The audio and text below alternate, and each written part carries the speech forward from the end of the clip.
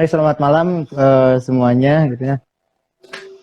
Hari ini gitu saya sebagai juru wicara telewicara Hikayat gitu akan melaporkan gitu hasil-hasil simakan gitu dalam lembar pertanggungjawaban sekarang, laporan pertanggungjawaban sekarang ini gitu terkait konten-konten Hikayat yang ada gitu di program Kobong Sastra Juang gitu.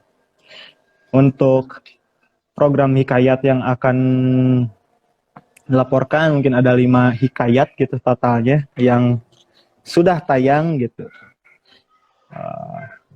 Dengan judul yang pertama itu ada Hikayat Anak Gembala, kemudian Hikayat Oke, kemudian Hikayat Monster, kemudian Hikayat Bunting, sama Hikayat Encus gitu, Mas Kambing. Gitu. Monitor Gitu. kumpulnya. Oke, coba perkenalkan dulu kepada kawan-kawan semua, sebetulnya apa sih hikayat? Yang menariknya apa, yang kemudian sisi nilainya apa, yang memang bisa bisa diambil oleh teman-teman mengenal bentuk hikayat tersebut. Silakan.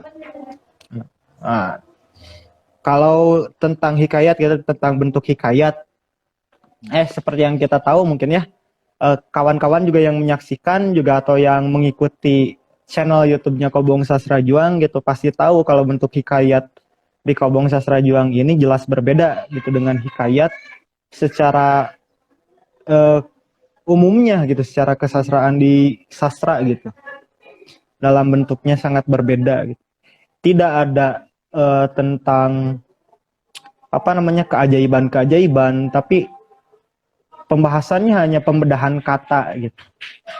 Tapi yang perlu diketahui adalah karena hikayat di Kobong Sastra Juang ini bukan hikayat yang seperti itu gitu, bukan hikayat yang lahir dari zaman dulu terbentuk dari sastra lisan gitu, dari mulut ke mulut, kemudian hidup sampai sekarang, bukan. Tapi hikayat di Kobong Sastra Juang ini memang terbentuk dari sebagai hukuman gitu, dari sebuah kesalahan mengetik gitu, saltik atau typo lah kalau bahasa anak milenial makanya nanya gitu. Kemudian ditugaskan untuk membuat sebuah cerita dari kesalahan itu. Nah, penamaan hikayatnya sendiri sebenarnya hanya penamaan dari bahasa Arab saja gitu, diambil gitu dari kata bahasa Arab yang kemudian diserap dalam bahasa Indonesia itu hikayat yang artinya cerita gitu. Jadi bentuknya itu bentuk dari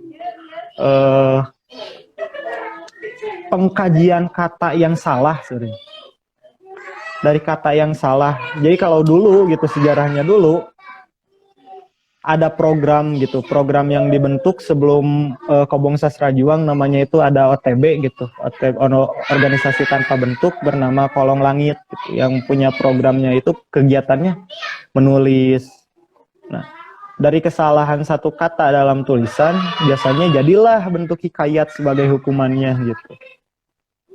Jadi hikayat di sini adalah sebuah karya gitu, adalah sebuah karya yang terbentuk dari kesalahan dengan ya kalau manfaatnya mungkin untuk kawan-kawan yang bisa diambil justru dari keistimewaan hikayat Kobong Sastra Juang ini, bagaimana dari hanya dari kesalahan pun bisa menjadi karya gitu. Gitu Mas Kambing. Mantap. Mantap ya. Berarti hikayat di sini sebetulnya bentuk cerita saja sama gitu ya dengan perbentukan-perbentukan lainnya begitu ya, kurang lebih ya. Iya. Hanya perbedaannya di sana ada bentuk sejarah mungkin ya. Sejarah tentang lahirnya hikayat Kobong itu tadi itu ternyata dari rupa kesalahan begitu ya. Iya. Dari rupa kesalahan. Selama Anda menjadi juru wicara hikayat ini gitu ya. Ada tidak gitu dari hikayat 5 tadi yang Anda sebutkan yang paling membuat Anda berkesan lah kurang lebih, atau yang membuat Anda sangat tertarik dengan bentuk hikayat ini? Ada Mas Kambing. Apa? Ada hikayat Encus yang menarik buat saya tuh, yang ya semuanya juga menarik gitu, tapi karena kata Encus gitu yang ada gitu.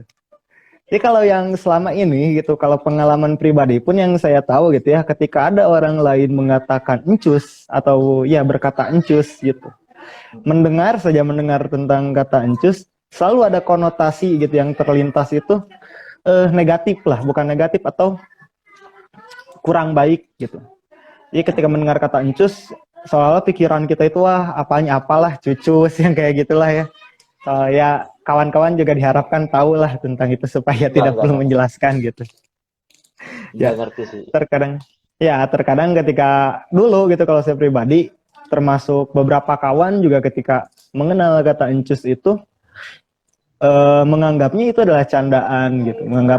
Menganggapnya adalah kata yang terlontar untuk candaan ketika menyinggung hal-hal seperti hubungan tubuh seperti itu atau berciuman mungkin di kalangan para remaja. Tapi ternyata kata encus ini ada gitu padanan katanya dan memiliki makna gitu, memiliki artinya gitu. Dan tercatat ternyata di KBBI gitu. Ternyata si encus ini memiliki arti menusuk. Jadi secara leksikal dengan konotasinya itu apa ya, bukan berbanding terbalik sih sebenarnya, karena ada leksikalnya gitu yang berarti menusuk gitu. Di situ mungkin disinilah terbentuknya konotasi yang mengatakan kalau si kata encus itu identiknya gitu di kalangan anak muda itu dengan kata hubungan tubuh tadi gitu kan. Itu sih yang membuat saya ternyata ini bukan main-main loh kata encus itu gitu. Ternyata memang ada bentuk katanya gitu dan punya makna gitu. Itu sih menariknya gitu. Jadi dari hikayat ini justru kita juga mengupas gitu. Mengupas hal yang ternyata dianggap mungkin tidak terlalu penting, mungkin kata yang bahkan jarang sekali digunakan gitu. Ternyata kata tersebut kata yang menarik gitu ketika diartikan gitu. Kalau encus sendiri di hikayat itu ternyata seperti apa makna pemakna atau nilainya? Nilainya kebanyakan sih ketika karena gini lah, karena konsep hikayat gitu yang terbentuk itu kan dengan konsep wawancara gitu. Jadi si seorang penulis yang tidak diketahui siapa itu gitu, penulis yang tidak diketahui siapa namanya, ketika ditugaskan gitu dulu untuk mengupas kata encus ini, diharuskan gitu menghubungi beberapa orang yang dia percaya mungkin ya untuk mengupas kata encus ini gitu. Narasumber tersebut memberikan pandangannya gitu. Dan pandangannya itu beda-beda. Ada yang memang gitu berpandangan tadi leksikalnya tersebut gitu.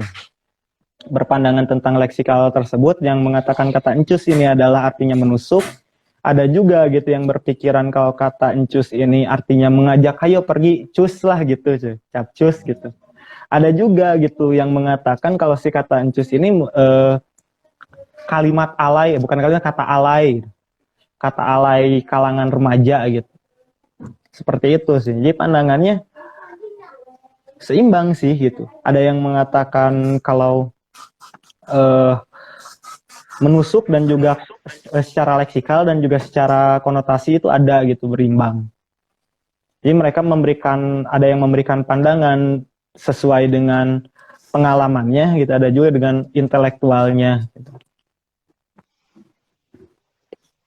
Dan membuat saya sih ya gitu lewat hikayat kita kembali itu mengingat kisah gitu yang pernah dulu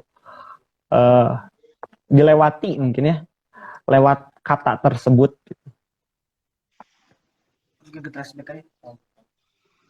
Oke.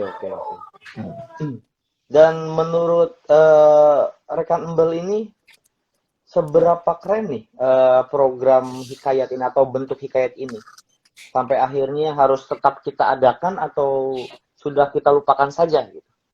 Wah, kalau seberapa keren ini keren banget sih, masalah hikayat tuh keren banget. Sayang banget gitu kalau gak kalau harus dibinasakan lah ibaratnya si program hikayat ini gitu. Bagaimana tidak keren gitu maksud saya kan?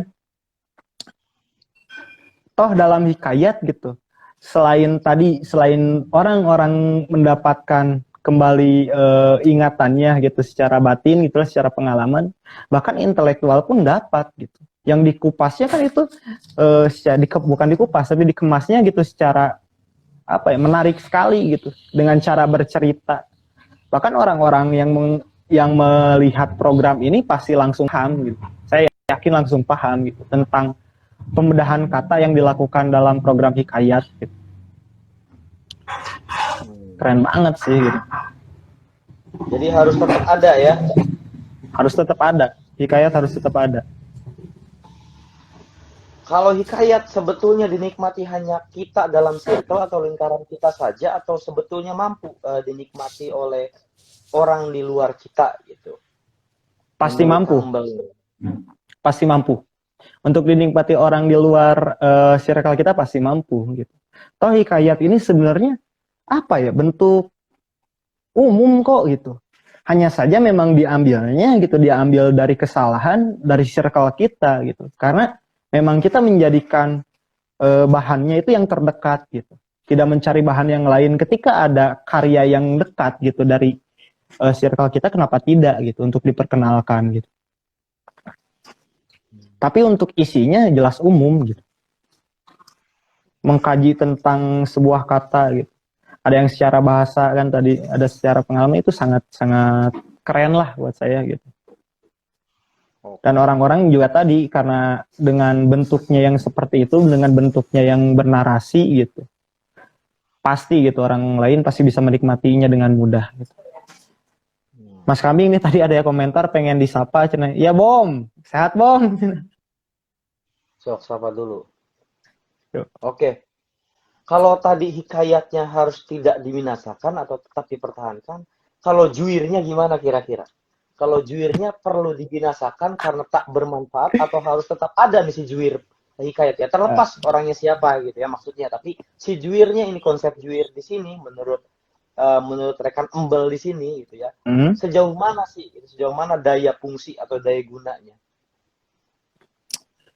Kalau dibinasakan sih kayak enggak deh, karena apa ya, si juir ini justru menjadi apa, ibaratnya itu alat transportasi. Buat orang-orang yang mungkin tidak sempat untuk melihat program hikayat gitu, atau tidak tertarik, setidaknya mungkin ketika mereka punya ketertarikan gitu, tapi tidak malas lah gitu buat buka YouTube-nya atau apanya. Dalam program juru wicara ini terbantu gitu, menurut saya sih terbantu karena kan terbagi gitu apa isi hikayat itu, jadi tahu gitu dengan penyampaian gitu, melewati penyampaiannya gitu. Mungkin kan terkadang gini, ada orang yang tidak suka mungkin melihat program si juru wicaranya, ada juga orang yang justru malah suka yang juru wicaranya tapi kurang tertarik untuk melihat program hikayatnya gitu. Jadi kan bisa ya menjadi opsi lah. Karena si juru wicara ini sih setahu saya juga emang ada gitu, dibentuk untuk itu, untuk berbagi gitu, untuk berbagi isi hikayatnya, untuk menyampaikan pendapatannya gitu. Sama seperti juru wicara lain kan, untuk Mas Kambing yang sebagai juru wicara dongeng berbagi tentang isi dongeng gitu kan, kepada kawan-kawan lah, entah itu yang di dalam lingkaran kita ataupun di luar gitu. Mungkin kan mereka juga banyak yang tidak tahu gitu, kalau sebenarnya program yang kita bawakan setiap live itu gitu ada gitu bentuknya di YouTube. Ada, bisa mereka saksikan secara langsung. Karena tidak hanya circle kita yang terkadang menyaksikan live seperti ini, tapi mungkin ada kawan saya juga gitu. Ada juga kawan Mas Kambing gitu kan, yang menyaksikannya. Dan mereka buat saya sih menjadi terinfokan gitu. Terinfokan, yang kita bahas itu sebenarnya ada loh gitu, bentuknya di YouTube gitu. Walaupun mereka mungkin belum tertarik gitu, belum tertarik untuk melihat untuk membuka YouTube, setidaknya mereka itu masih ada ketertarikan untuk menyaksikan live kawannya gitu, yang sedang membagikan tentang isi program gitu. Jadi gitu Mas Kambing.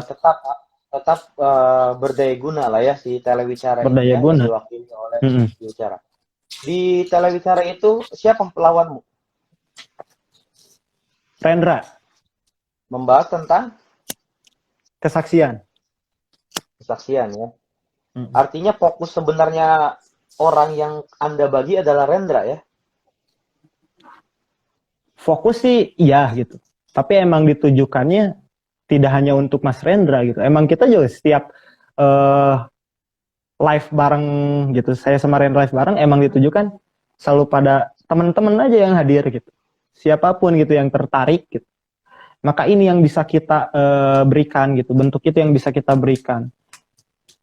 Ya mungkin banyak kekurangannya gitu. Tapi kita selalu coba gitu sebaik mungkin untuk membagikan untuk sebanyak-banyaknya orang lah gitu. Banyak kekurangannya ya.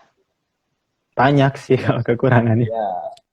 Kekurangan mana inti? Kekurangan dari hikayatnya atau dari telewicaranya?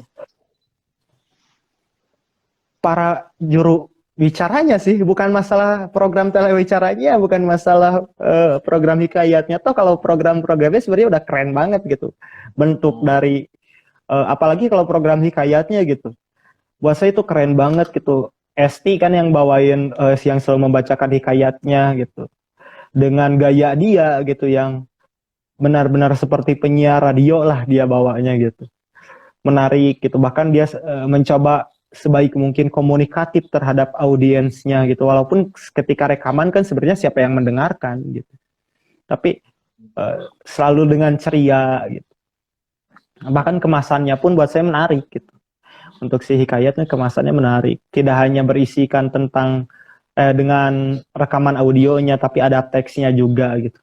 Jadi orang-orang bisa membaca sambil mendengarkan dongengnya. Ya tetap dapat berimajinasi gitu. Ketika dengan membaca kan kita juga terbantu membayangkan kejadian tersebut seperti apa. Dan mungkin kalau emang keuntungannya untuk orang-orang di dalam circle kita mungkin ketika melihat program tersebut, imajinasinya itu terjalannya karena mengenal sosoknya, misalnya sosok orang yang diwawancarainya, kadang terbayang dia menjawab dengan guyonan seperti apa gitu ketika diceritakan oleh penulisnya. Oh mungkin dia menjawab dengan bercanda dan gaya bercandanya itu seperti apa gitu. Hal itu buat saya sih wah indah gitu, menarik banget gitu. Nah yang mungkin emang dari si juru bicaranya gitu termasuk sayanya gitu yang harus lebih kreatif sih sebenarnya ketika menyampaikan. Bahkan lebih mendalami gitu. Harus bisa lebih mengupas gitu tentang si kandungan hikayat. Karena saya ngaku sih maksudnya ngaku ya, pembawaan saya ketika telewicara sangat monoton gitu. Mau di apa ya, mau dikemas dengan sedikit bercanda tapi ya mungkin emang bercandanya yang gak rame gitu kan. Kemudian mencoba mengupas gitu secara bahasa sudah ada juga gitu di hikayatnya, tinggal saya sampaikan gitu. Gitu. Jadi kalau ngomong kekurangan ya, kekurangannya berarti terdapat atau terletak pada si juru bicaranya ya. Nah, secara pribadi atau secara duet maut Anda dengan Rendra, kira-kira tadi ya selain yang Anda sebutkan, namun juga kekurangan pasti tadi bermakna banyak sepertinya ya, kekurangan yang Anda sebutkan. Kira-kira dosa-dosa apa yang dilakukan si juru bicara ini? Sampai berapa kali Anda sudah melakukan siaran? Siaran 4 kalau nggak salah. Karena ada satu siaran yang waktu itu jadwalnya dibatalkan. Dan ya mungkin ya kalau dibicarakan dosa apa gitu, tentang ketidakkonsistenan jadwal, kemudian membatalkan jadwal, walaupun sebenarnya di saat itu gitu kalau buat saya pribadi gitu ya, gitu di jadwal ketika harusnya rekaman hanya Mas Rendra sebenarnya nggak bisa gitu. Tapi karena saya berpikirnya ini adalah program-program versus gitu, artinya ada lawan bicara, akhirnya saya pun tidak rekaman gitu. Bukan tidak rekam, tidak live, tidak melakukan live. Padahal walaupun bisa sih harusnya gitu, live kita sendiri solo lah ibaratnya gitu. Bahkan mungkin itu menjadi nilai plusnya gitu. Wah, Nggak punya lawan kan artinya gampang menang gitu kalau misalkan buat pertarungan gitu. Cuman waktu itu karena Mas Ren nggak bisa, yang ya saya malah merasa santai gitu. Oh ya udah kalau nggak Mas Rennya nggak bisa gitu. Dan yang lupa sih waktu itu untuk juga menanyakan gitu, merundingkan gitu jadwal kembali mau diganti dengan hari apa. Tapi minggu itu jadi kosong aja, nggak ada live gitu. Minggu itu untuk program hikayat dan kesaksian tidak ada live aja. Jadi evaluasinya apa? Untuk evaluasinya kira-kira? Harusnya sih setiap hambatan itu bisa jadi solusi gitu. Jadi evaluasinya kalau memang waktunya tidak ada, ya cari lagi waktu lain gitu. Berarti hanya perkara waktu saja ya, molor atau terkendala jadwal itu. Sama inisiatif sih sebenarnya. Waktu dan inisiatif diri gitu. Yang harusnya lebih inisiatif gitu ketika kita bukan masalah ditugaskannya gitu. Tapi memang ketika kalau dipikir lagi gitu, ini kan emang harusnya menjadi kesadaran gitu, masalah kesadarannya gitu. Toh ini program yang kita bentuk sejak lama gitu, yang kita impikan tuh kan sejak lama gitu. Punya sebuah ranah program seperti ini, tapi ketika tidak ada justru kitanya yang tidak memaksimalkan gitu. Itu sih. Tuh ya. Oke, oke. Pengalaman Anda menjadi juru wicara di Hikayat ini gitu ya. Panjang Anda menjadi juru Hikayat ini ya. Begitu banyak hal-hal keren tadi kan yang diungkapkan gitu ya. Tapi sebetulnya sudah apa yang Anda lakukan gitu. Sampai akhirnya sebagai juru wicara Anda bisa memberikan apa sih kepada orang-orang terdekat Anda. Jadi apa yang Anda dapatkan gitu di sebagai juru wicara tersebut, apa yang sudah Anda lakukan untuk teman-teman Anda? Yang dilakukan. Ya kalau yang dilakukan itu membagi hasil tontonan program buat kawan-kawan yang tidak sempat mungkin melihat gitu. Setidaknya saya berupaya gitu untuk berbagi itu gitu. Dan bahkan untuk orang-orang yang tidak tahu pun programnya, setidaknya saya berupaya gitu untuk memberikan hasil dari tontonan itu gitu. Jadi artinya yang sudah Anda lakukan adalah membagikan ya. Oke. Berarti itu memang kewajiban, itu memang konsepnya ya, konsep di televisi memang itu ya. Jadi itu saja ya yang sudah Anda lakukan ya. Kalau buat pribadi sih ada gitu. Kalau buat kawan-kawan ya baru itu gitu yang saya lakukan, karena juga itu memang bagian dari konsep seperti yang tadi dikatakan kan. Kalau buat pribadi, alhamdulillah sih gitu, saya merasakannya punya semangat gitu untuk mengkaji kata gitu. Bahkan sekarang gitu saya punya inisiatif gitu dengan kawan-kawan di kampus gitu untuk ayo kita balik lagi nih kayak dulu, kita bikin satu hari seenggaknya satu puisi deh gitu. Kemudian di 1 minggu sekali kita ketemu buat ngebedah gitu. Ngebedah isi puisi tersebut gitu, ngebedah katanya, ngebedah apa kayak secara gaya bahasa gitu, secara diksinya, secara bentuk puisinya, bahwa untuk pembedahan kata gitu. Teknik yang dipakai dalam hikayat itu saya curi isi juga gitu. Untuk saya terapkan gitu ke dalam diri, dan juga ya semoga aja gitu kawan-kawan pun melakukan gitu. Karena buat saya gitu, hal yang dilakukan dalam hikayat gitu, itu hal yang bagus gitu. Selain kita mencari membedah kata gitu secara leksikal, kita juga membedah kata secara kualitatif lah ibaratnya gitu. Secara pandangan banyak orang terhadap kata tersebut. Bahkan kan tidak jarang gitu. Contohnya kalau dalam hikayat gitu. Di hikayat, saya lupa, yang ternyata sampai ditemukannya itu dikenal dari bahasa Betawi gitu kan. Ada di satu kata yang aneh seperti tadi aja, seperti encus gitu kan, ternyata yang yang saya pikir guyonan bahasa Sunda gitu ya, orang-orang Jawa Barat atau bahasa daerah gitu, ternyata ada bahasa Indonesianya gitu. Dan cus juga ada gitu di kamus gitu, di kamus bahasa Indonesia. Itu kan didapat juga dari hasil wawancara narasumber gitu. Jadi tidak hanya dikaji oleh sendiri, tapi setiap orang ternyata punya gitu punya isi pikirnya gitu tentang satu kata. Ya terlepas dari masalah soal itu arti yang benar atau tidak gitu. Tapi kita bisa melihat gitu dengan konsep hikayat ini, bagaimana setiap orang tuh berani gitu untuk menyampaikan pandangannya gitu. Itu sih. Oke, oke. Jadi artinya keren lah dari cara kayak sudah keren. Jadi harus tetap dilanjutkan ya Harus. program-program atau bentuk-bentuk yang sudah dilakukan gitu. Iya, karena kan justru kalau buat saya juga ya kasihan gitu buat orang-orang yang berharap gitu lewat telewicara, lewat program hikayat, berharap juga gitu udah yang suka dengan program ini kalau harus dihilangkan. Bahkan juga buat teman-teman kita yang mungkin juga gak suka ya kasihan juga gitu.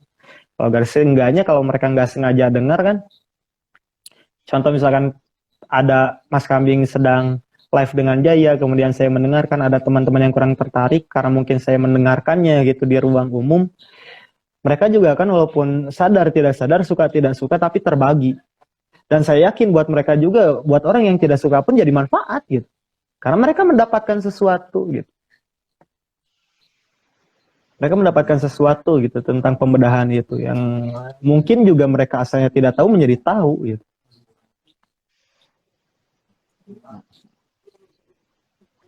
Jadi aman semua telewicara, tidak ada yang perlu diperbaiki ya, semuanya sudah berjalan seperti yang sudah dijalankan saja gitu ya. Aman sih. Tidak ada hal yang apa ya, yang menjadi beban atau menjadi sesuatu yang menurut rekan Embel ini harus diperbaiki di dalam program atau apa, mungkin ide cemerlangnya tentang membuat ya sederhananya membuat misalnya program ini lebih menarik mungkin. Mungkin sewaktu-waktu bisalah dibuat lebih menarik, entah itu dengan cara bukan live dengan cara seperti ini gitu. Tidak live dengan cara Mas Kambing dan saya di ruang terpisah seperti ini, mungkin suatu saat seperti acara talk show gitu kan. Kalau buat kemasan gitu, buat suatu saat kali-kali adalah gitu hari spesial gitu untuk melaksanakannya dengan acara talk show sehingga program tersebut berjalan gitu kan, berjalan dengan satu tempat gitu. Biar enak aja gitu, di mana ada yang menjadi moderator gitu. Seperti orang berpresentasi gitu kan, talk show televisi sepertinya menarik banget sih itu. Oke, televisi. Cuman ya karena emang ini konsepnya konsep untuk berbagi seperti ini pun sebenarnya tidak apa-apa gitu. Jadi artinya ide cemerlangnya itu yang mungkin saja gitu di suatu waktu itu kita mempunyai program telewicara spesial Ramadan gitu ya, telewicara spesial tahun baru gitu ya, dengan kemasan yang berbeda seperti itu ya mungkinnya ide yang muncul ya. Pertanyaan yang sama yang didapatkan oleh pelapor kemarin ya, pelapor sebelumnya, yang juga akan saya tanyakan kepada rekan Embel di sini ya. Kira-kira rekan Embel ini termasuk orang yang cerdas atau pintar?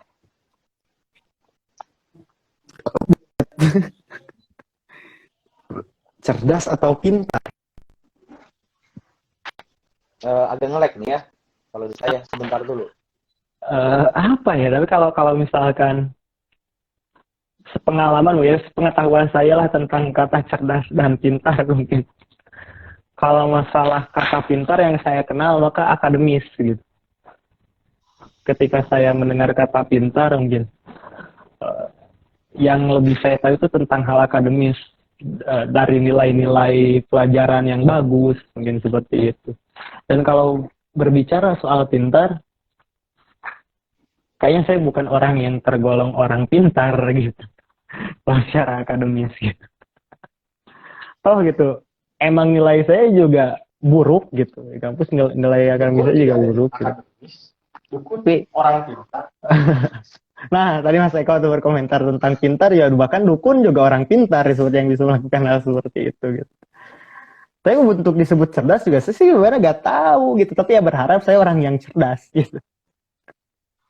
Karena saya berharap menjadi orang yang cerdas gitu, dengan segala kreativitas gitu. Dengan segala bentuk saya gitu yang seperti ini, ya saya berharap saya menjadi golongan orang yang cerdas gitu. Itu sih. Itu ya. Jadi yang cerdas, Anda itu termasuk orang yang cerdas ya. Maunya gitu. Mau diapakan kira-kira kecerdasan itu untuk si program-program yang sedang Anda jalankan? Mau diapakan kecerdasan itu? Ini ada pertanyaan yang lain? Ini dulu. Oh, ini dulu. Pertanyaan bertahap. Iya. Kalau diapakan, ya semoga aja gitu kecerdasan. Kalau memang saya tergolong ke dalam orang yang cerdas, ya semoga saya kecerdasan saya ini menjadi, setidaknya tidak menjadi hambatan untuk program. Setidaknya bisa justru memaksimalkan program menjadi program yang ini program yang baik menjadi yang lebih wah gitu, lebih baik gitu. Entah itu dengan cara apapun, entah dengan tadi cara bergiat di wicara gitu, dengan berbagi yang kedepannya lebih kreatif lagi gitu, atau dengan apalah gitu. Yang jelas gitu, ketika ingin dipandang cerdas, mungkin berharapnya gitu bukan hanya menghadirkan permasalahan, tapi kalau menghadirkan permasalahan ya punya solusinya untuk menanganinya. Ya contohnya tadi gitu, seharusnya ketika kalau memang ada jadwal yang tidak memungkinkan untuk mengadakan live, maka harus ada solusinya, kan tinggal geser jadwal gitu. Atau apapun itu gitu. Jadi dihadapi dengan kecerdasan lah gitu. Tidak dengan apa ya, seolah-olah beban atau apa gitu. Oke. Jadi selain cerdas ya, kira-kira ya rekan Embel ini tergolong masuk ke golongan apa ya? Masuk ke golongan pecundang atau pengecut nih kira-kira? Pecundang Atau pengecut? Iya. Saya memilih pecundang.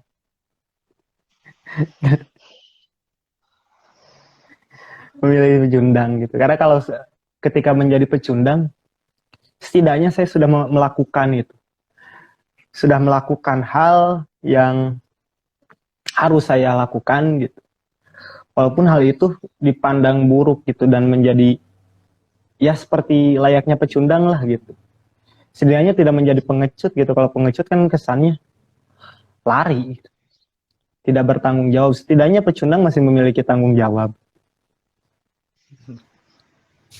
Oke. Jadi Anda adalah seorang pecundang ya. Sudah dibentukkan ke dalam kondisi seperti apa kepecundangan Anda? Ya seperti ini gitu. Saya tahu gitu, saya bukan. Ya maksudnya gitu. Saya tahu gitu kan. Saya bukan orang yang baik dalam membawakan program. Termasuk seperti dalam apa ya, melaporkan pertanggungjawaban, tapi setidaknya ya walaupun itu adalah hal yang buruk gitu, saya menjalani gitu, masih bertanggung jawab tentang itu gitu, untuk melakukannya gitu, tidak lari dari program-programnya gitu. Itulah. Ada pesan-pesan terakhir yang Anda ingin sampaikan kepada rekan-rekan Anda perihal program? Pesan ya? Kalau pesannya sih, ayolah orang semangat gitu, kita semangat terus gitu, mari kita terus pajukan gitu programnya, toh ini program yang bermanfaat gitu bagi banyak orang, nggak cuman buat kita aja gitu. Dan kalau emang berat rasanya gitu ya ingat aja gitu, kita kan program seperti ini memang udah kita impikan gitu. Kalau emang rasa berat ya ingat aja itu gitu. Jadi supaya setidaknya semangat lah kebangun gitu. Itu Mimpi sih yang mas. mana ini? Mungkin rekan-rekan rekan Embel ini lupa mimpi yang mana yang dimaksudkan.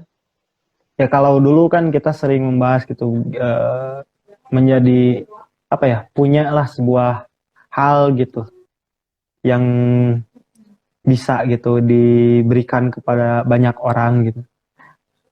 Ya ini kan juga sama gitu. Hal ini kita punya gitu untuk kita berikan kepada sebanyak-banyaknya orang gitu.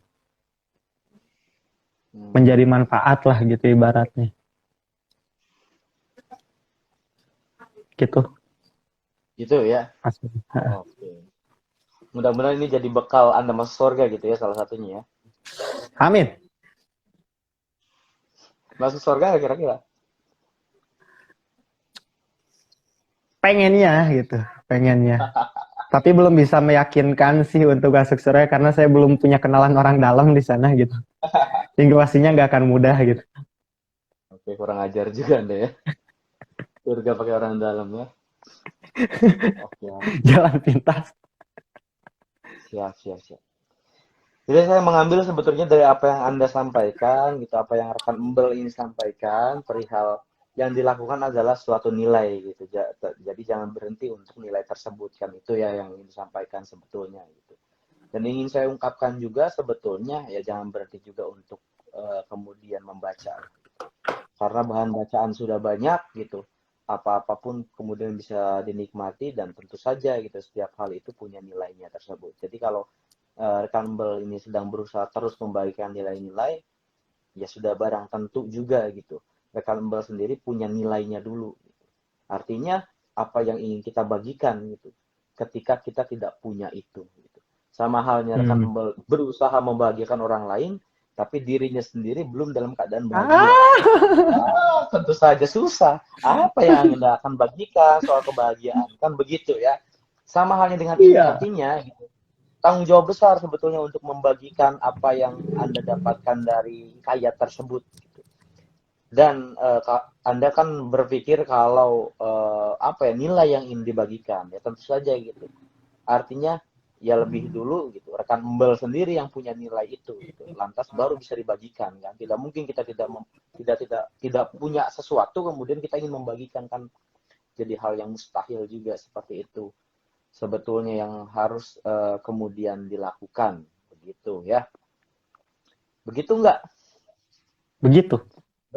Begitu ya. Oke, itu mungkinnya yang menjadi laporan pertama ini setelah ya 5 tadi ya, 5 5 judul ya, 5 judul ya, 5 judul hikayat yang telah dibedah mungkin nanti kedepannya juga akan kemudian muncul lagi judul-judul yang lain dan akan kemudian dilaporkan kembali gitu. Mudah-mudahan gitu tidak seperti LPJ yang kemudian dilaporkan di dinas-dinas terkait ya. Biasanya kan evaluasinya sama gitu, perbentukannya sama gitu. Jadi tidak ada maju, tidak ada mundur sebetulnya. Mudah-mudahan perihal besok hari gitu LPJ-nya ya sudah tidak ada yang dilaporkan apa ya yang bentuknya itu ya bentuk evaluasi atau perbaikan-perbaikan mungkin seperti itu. Itu harapan besarnya ya. Begitu kurang lebih dan mungkin bisa closing statement gitu ya menyampaikan kepada kawan-kawan terdekat saja itu tentang ya apapun itu gitu, yang ingin diungkapkan. Silakan. Closing statement. Iya. Aduh, apa ya? Ya itulah. Ingat gitu maksudnya itu. Yuk, mari kita sama-sama gitu, kita semangat lagi gitu. Kita terus gitu berkarya gitu lewat ranah yang sedang kita jalani gitu. Kalau emang ngerasa jenuh, ngerasa capek, ya gampang gitu tadi itu gitu. Kita ingat aja gitu apa yang kita gitu selama ini perjuangkan. Gitu aja lah Mas Kamling. Siap. Artinya teman-teman yang kemudian akan menyaksikan dan sedang menyaksikan, kalian mendapatkan support besar dari rekan Embel ya, katanya semangat, 2 kali dia mengungkapkan kata semangat, dan mudah-mudahan kawan-kawan menerima itu dengan perbentukan semangat juga, gitu. Bukan malah akhirnya apa ya, tidak sama sekali mengajak atau terajak gitu perbentukannya. Itu yang disampaikan tadi. Baik, ini adalah laporan pertanggungjawaban perihal Hikayat ya, yang mudah-mudahan ya seperti itulah perbentukan yang sudah kita lakukan, terutama yang juru bicara di sini lakukan gitu sepanjang beberapa kali, 4 kali tadi melakukan telewicara juga, kemudian mungkin lebih dari 1 bulan gitu, bahkan 2 bulan lebih mungkin untuk menjadi seorang juru bicara di dalam hikayat tersebut. Itu bentuk pelaporannya. Mudah-mudahan nilai apapun itu mampu diterima. Gitu. Dan silahkan untuk juru bicara menutup pertemuan kita kali ini. Oke. Ya buat kawan-kawan gitu, laporan pertanggungjawaban gitu dari saya selaku juru hikayat, laporan pertanggungjawaban pertama sudah dilaporkan gitu, dan kedepannya gitu buat kawan-kawan yang juga akan melaporkan, persiapkan diri kalian, laporkan sebaik mungkin, dan siapkan apapun yang akan kalian laporkan gitu. Jangan sampai melaporkan kekosongan. Bertemu lagi di program Kobong Sastra Juang selanjutnya. Sampai jumpa. Baik. Oke, terima kasih. Sampai ketemu lagi di waktu yang lainnya. Yuk. Assalamualaikum warahmatullahi wabarakatuh. Waalaikumsalam warahmatullahi wabarakatuh.